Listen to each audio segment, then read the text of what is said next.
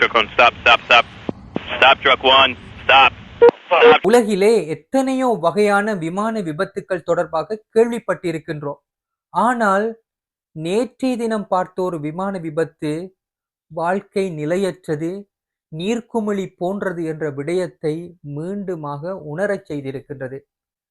ஏர் கனடாவுக்கு சொந்தமான ஒரு விமானம் வெற்றிகரமான முறையிலே பறந்து சென்று லாகோடியா என்ற அமெரிக்க விமான நிலையத்திலே தரையிறங்கி இறுதி கட்டத்தை சென்று கொண்டிருக்கும் போது அங்கிருக்கின்ற ஒரு ஃபயர் ட்ரக்கோடு மோதி இருக்கின்றது. இதுவரை கிடைக்கப்பெற்ற காணொளிகள் மற்றும் இந்த ஏர் கண்ட்ரோலருடைய வாய்ஸ் கட்டை வைத்துக்கொண்டு பல முன்னாள் விமானிகள், விமான விற்பனர்கள் பல்வேறு கருத்துக்களை வெளியிட்டு வருகிறார்கள். அதிலே ஒன்றுதான், ஒருவர் மாத்திரமா இந்த கம்யூனிகேஷன்ஸ் அனைத்தையுமே கையாண்டார். அவர் இந்த விமானங்களுடனான கம்யூனிகேஷன், அதாவது இந்த ஏர் கனடா விமானத்தை தரையிறங்குவதற்கான அனுமதியும் அவர்தான் கொடுத்திருக்கிறார்.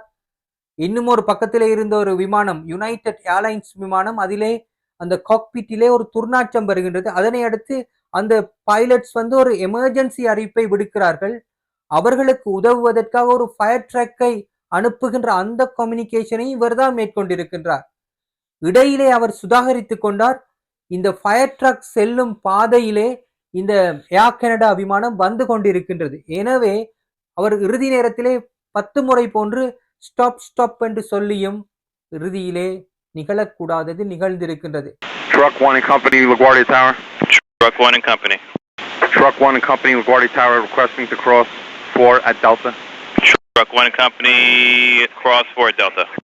Truck 1 and Company, crossing 4 at Delta. Frontier 4195, just stop there, please.